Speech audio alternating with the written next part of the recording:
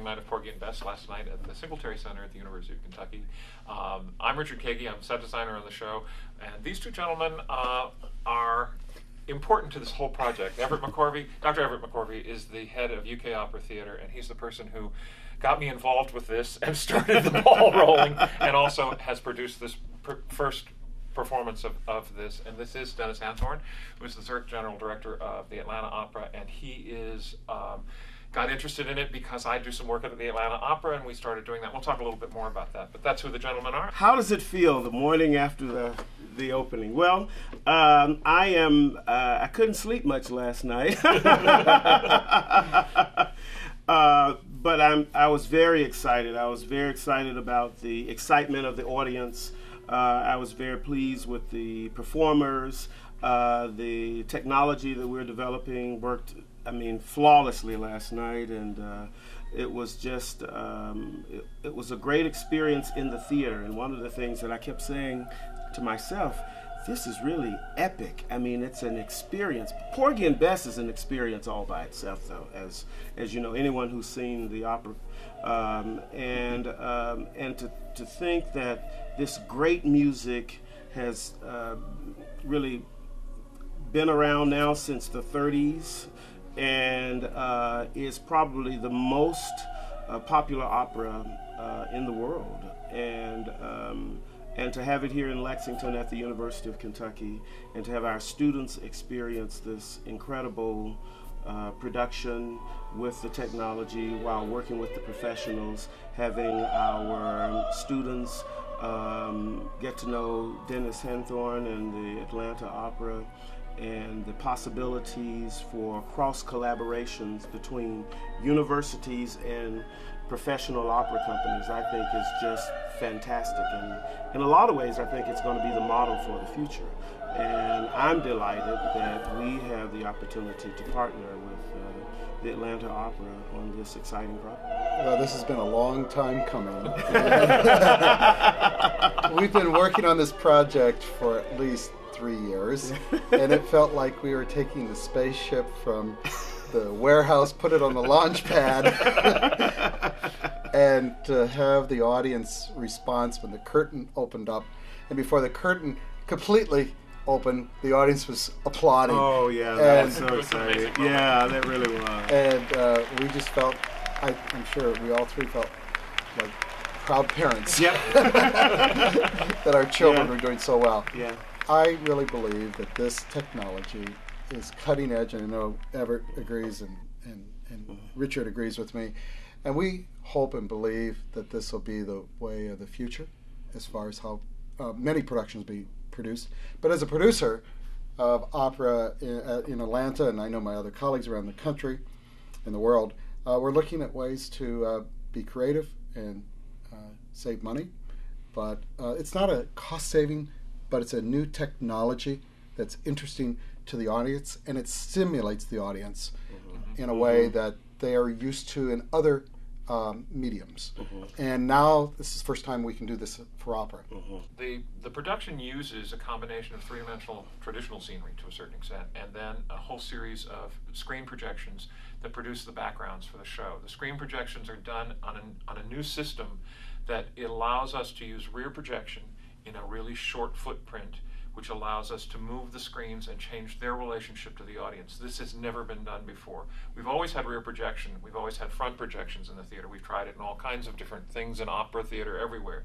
But the screen always has to stay the same relationship to the audience, which means that the production becomes very static, and it builds itself around the screen, and you find yourself directing to that, you find yourself designing to that, and it limits.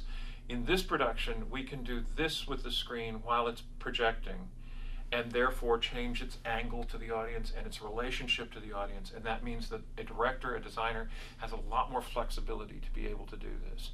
And it's very, very exciting to work on it. It's been really wonderful for me over the 3-year period of working on this. But I gotta say, the other thing that's really fascinating about this project, and I say this to both of you, is I think the future of the arts is for us to start working in collaborations that are not something you expect. And for many, many years, we had this distance between the professional theater and the professional opera world and the universities.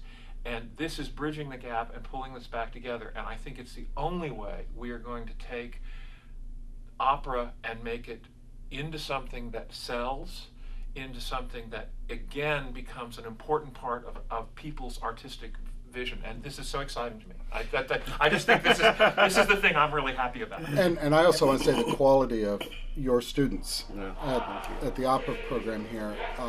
There are students that I'm very interested in bringing to Atlanta. And this is a great transition for those singers that have worked so hard here at the University of Kentucky Opera program, that then I can come in, hear them, and then give them a chance to have their professional debut. And it's a very exciting opportunity to be working with them. I'm very big into collaborations because our opera program is pretty much privately funded.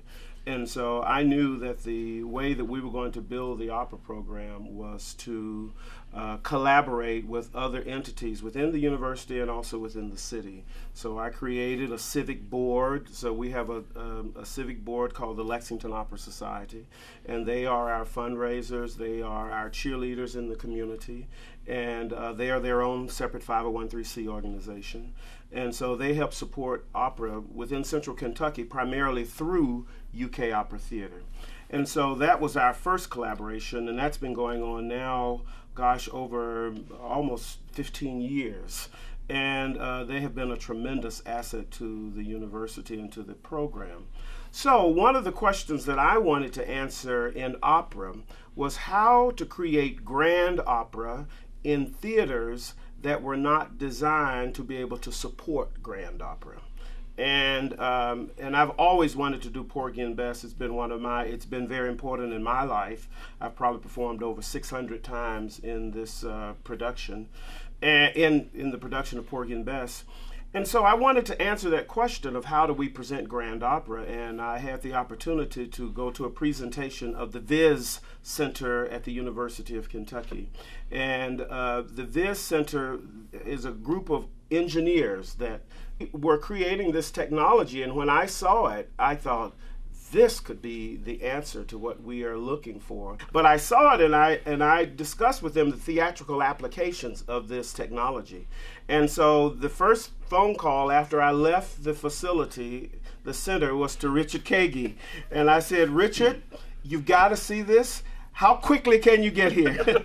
And he was on a plane the next day and came to Lexington. And I took him on the tour of the facility. And I think he called Dennis. What happened is I flew from Atlanta to here, went to the Viz Center, and as I told somebody on the phone, I went down the rabbit hole. I was suddenly like Alice in Wonderland. The stuff they can do and the stuff they create is amazing. And I went back to Atlanta where I was working on something for you, and happened to talk to you about where I'd just been. And that started that. Yeah, I remember you said, I need to see you right away. And he said, Ed, you told me, you said, I have just been on this incredible journey.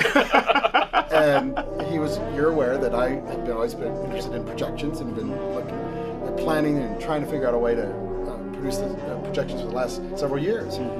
And you said, I think we have the answer here in a way that we all can afford to do this. Yes. So I came up to see this center, and I was just like, astonished at what they could do. Yes. And here we are with a brand new production. That's right. Porgy and Bess that can be stills and motion picture and Catfish Row. You feel like you're in Catfish Row, and then Kitty Wall, you're out on the beach. Yes. Well, and I think the most exciting part of the technology for me is that you get into the opera and you forget the technology. All of a sudden, you're into the opera, and you know that scenic backdrop is back there. But it's not necessarily the star. Right. It's the star in that we are able to do it, so theaters will be able to present this technology. And how long did it take you to put the screens up? Oh, I mean, the screens themselves go up 4 hours from the truck to 4 hours to the picture. So the total loading is around 8 hours with the 8 scaffolding hours, and everything. yeah. else. That's amazing. The screens are 4 hours in from truck to picture. Richard, typically I will budget 2.5 days to load a set in. Yeah. Now we did it in 1 day. yeah, that's exactly right. Unbelievable. What we saw the potentials. Then we had to sit down and we had to begin to try to see how we could make the pieces fit. Then we had to begin to figure out when to put it in the schedule. Right, right, and right. we had other things. There were other projects and other things Right. happening that made scheduling interesting. Scheduling it so that we could take advantage of the two companies using it because it gives us a chance to air it out both times.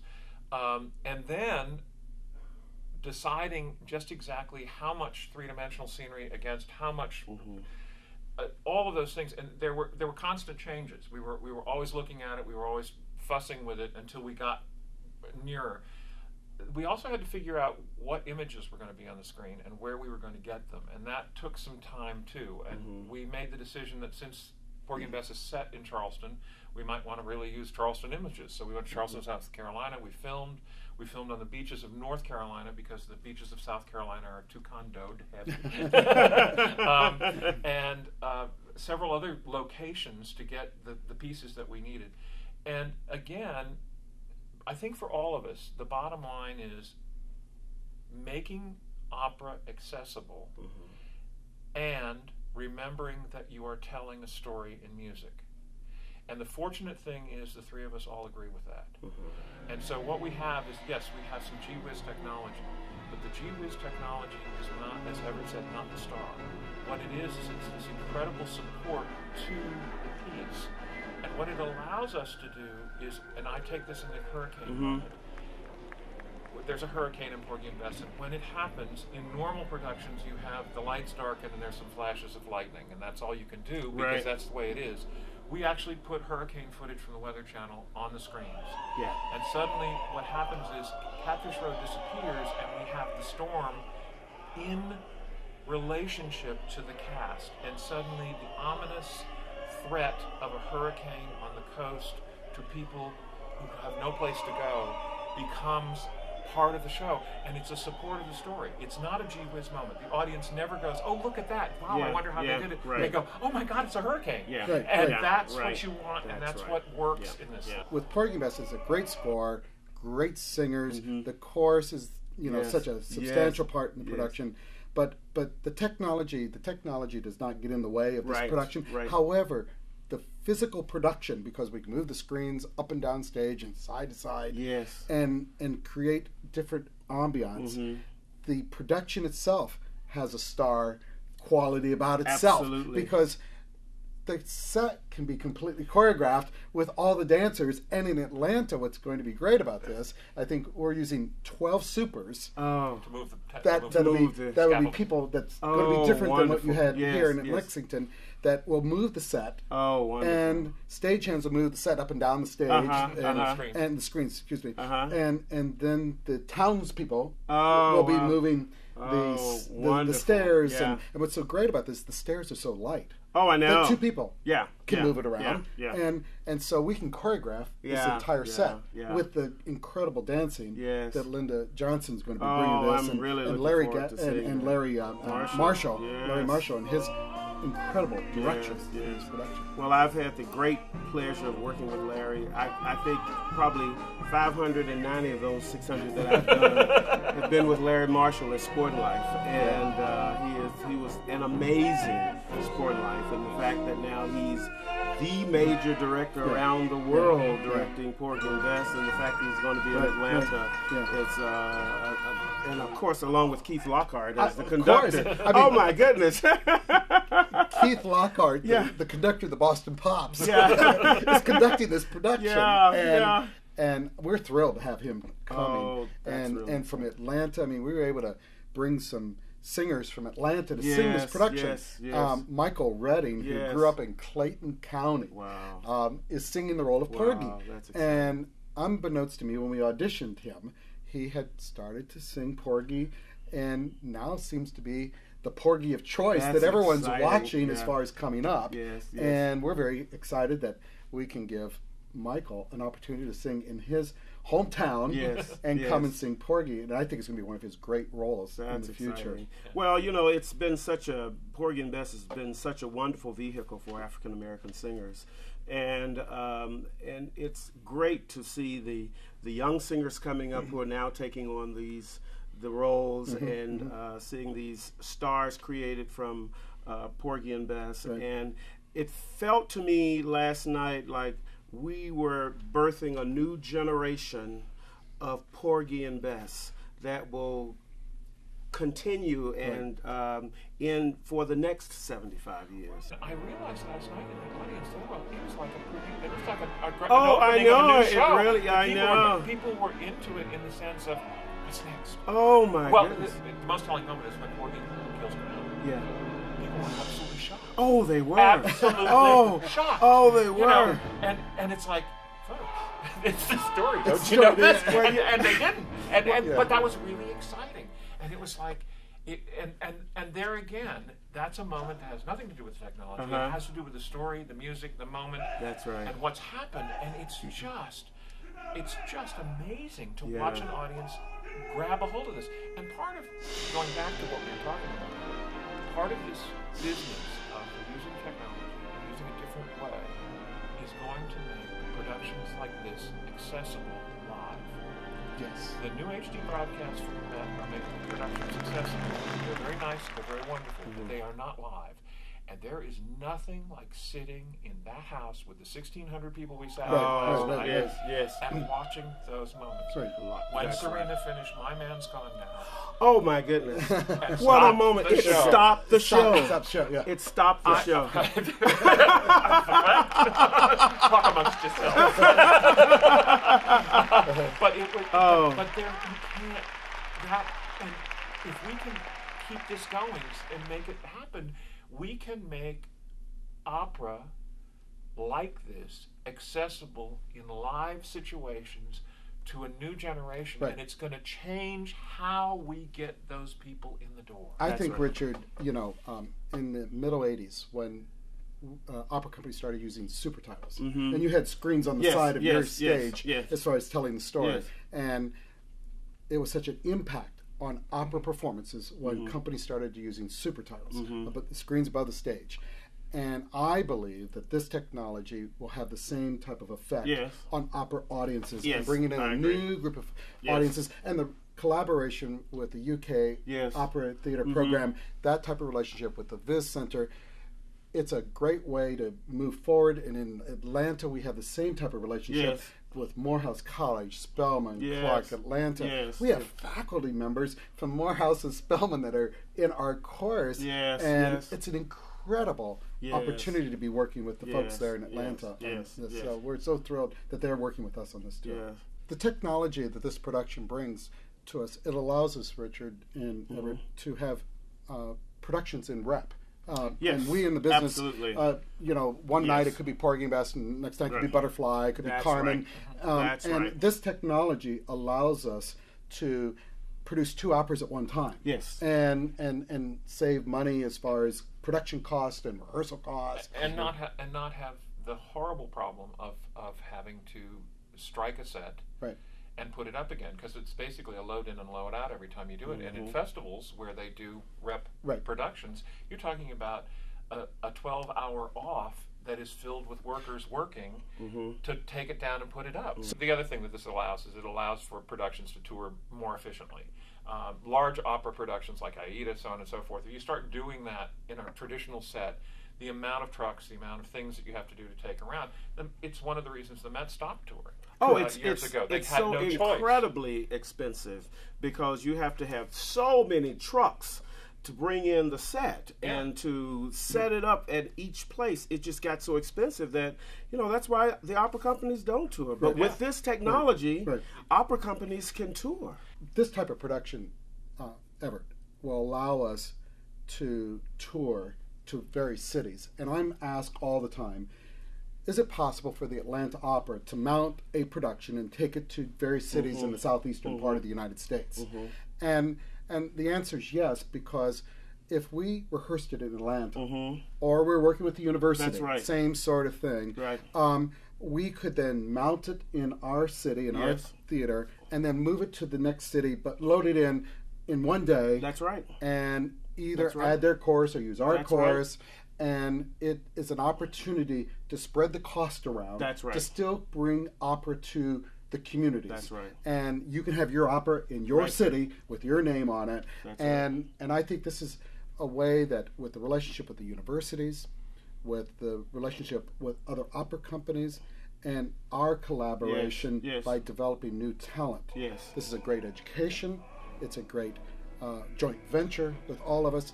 And at the same time, in this economy, we are finding new ways to keep the quality very, very high, which the audience demands. That's right. They demand that. That's right. They don't care about your financial. That's right. That's right. You better give me a good product on me a good stage. show. That's right. And this gives us an opportunity to keep that quality where it needs to be, and opera at very high quality.